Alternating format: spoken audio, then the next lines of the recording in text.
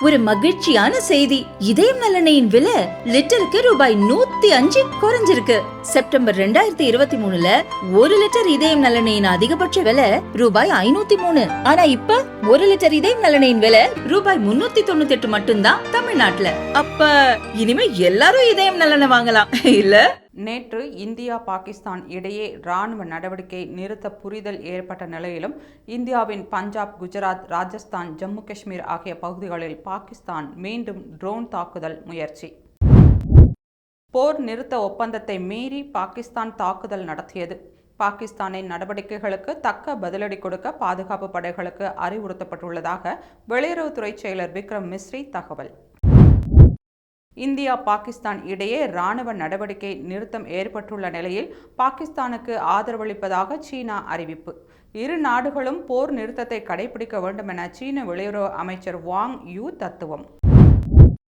பாகிஸ்தானுடன் எல்லையை பகிர்ந்து கொண்டுள்ள மாநிலங்கள், யூனியன் பிரதேசங்களின் தலைமைச் செயலர்களுடன் மத்திய உள்துறை செயலர் கோவிந்த் மோகன் ஆலோசனை. ஈரோடு கருங்கல்பாளையம் பகுதியைச் சேர்ந்த கன்னியப்பன் என்பவர் திறந்த நிலையில் சேஃப்டி பின்னை தெரியாமல் விழுங்கிய நிலையில் அதை வெற்றிகரமாக அகற்றி ஈரோடு அரசு தலைமை மருத்துவர்கள் சாதனை. தூத்துக்குடி மாவட்டம் நசைரத் மறை மாவட்ட நிர்வாகத்தை கவனித்து வரும் ஓய்வு பெற்ற நீதிபதி ஜோதிமணியின் காரை வழிமறித்து மத போதகர்கள் தகராறு செய்ததால் பரபரப்பு.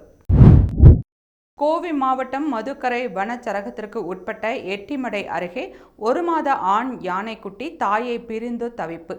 5 முறை முயற்சி செய்தும் குட்டியை யானை கூட்டம் ஏற்க மறுத்த நிலையில் அதை முகாமிற்கு வனத்துறையினர் அழைத்துச் சென்றனர்.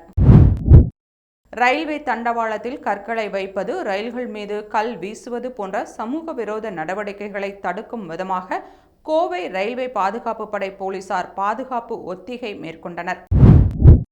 திருவண்ணாமலையில் உரிய ஆவணங்கள் இருக்கும் ஆட்டோக்களுக்கு QR கோட் ஸ்டிக்கர் ஒட்டும் முறை அமலான நிலையில் QR கோடை ஒட்டுவதற்கு வட்டார போக்குவரத்து அதிகாரிகள் தாமதம் செய்ததாக கூறி போராட்டம். திருவண்ணாமலை மாவட்டம் அல்லியந்தல் கிராமத்தில் புதுமனை புகுவிழாவில் உணவு சாப்பிட்ட 50க்கும் மேற்பட்டோருக்கு வாந்தி மயக்கம் ஏற்பட்டதால் பரபரப்பு. பாதிக்கப்பட்டோர் திருவண்ணாமலை அரசு மருத்துவமனையில் அனுமதி. இதுகுறித்து போலீசார் தீவிர விசாரணை. நரேந்திர மோடியைப் போல ஒரு பிரதமரை பெற்றதற்கு இந்திய மக்கள் பெருமைப்பட வேண்டும். பாகிஸ்தானுக்கு பதிலடி கொடுத்ததற்கு பிரதமர் மோடி, பாதுகாப்புத்துறை அமைச்சர் ராஜ்நாத் சிங், உள்துறை அமைச்சர் அமித் ஷா ஆகியோருக்கு நன்றி கூற வேண்டும்.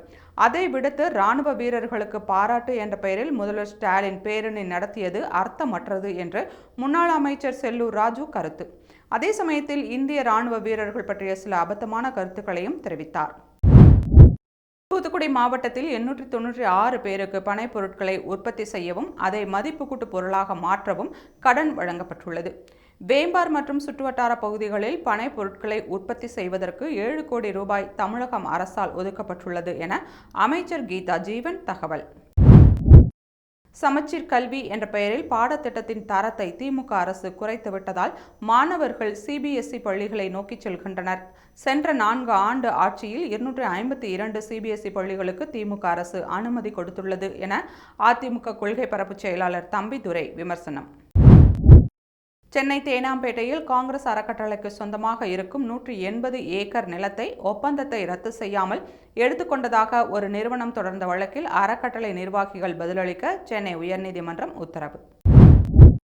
பாகிஸ்தானின் இறையாண்மைக்கு யாராவது சவால் விடுத்தால் அது தன்னை தற்காத்துக் கொள்ள எதையும் செய்யும் என பாகிஸ்தான் பிரதமர் ஷெபாஸ் ஷெரீப் அந்நாட்டு மக்களிடம் சவால்.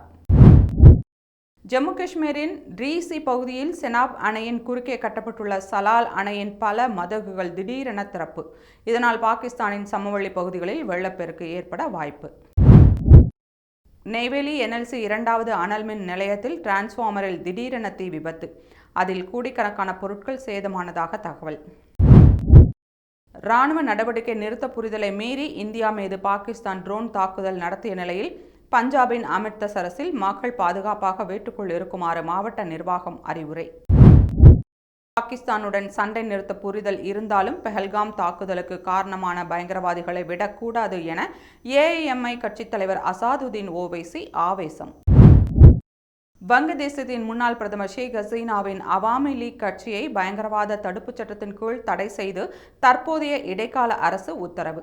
வங்கதேச விடுதலைக்கு போராடிய ஒரு கட்சியை தடை செய்வது சட்ட விரோதம் என அவாமி லீக் கண்டனம். வடகாடு முத்துமாரியம்மன் கோவில் தேரின் வடத்தை தொடும் உரிமை குறிப்பிட்ட சமூகத்தினரிடம் மட்டுமே இருப்பதாக விசிக தலைவர் திருமாவளவன் பேசிய நிலையில் இரு தரப்பினர் இடையே மோதல் ஏற்படுத்தும் விதத்தில் பேசியதாக அவர் மீது காவல் நிலையத்தில் புகார். ஐபிஎல் போட்டிகளை மீண்டும் தொடங்குவது குறித்து பிசிசிஐ ஆலோசனை. அரசுடன் ஆலோசித்த பிறகு மாற்றி அமைக்கப்பட்ட தேதி குறித்த அறிவிப்பு வெளியிடப்படும் என ஐபிஎல் தலைவர் அருண் துமல் தகவல்.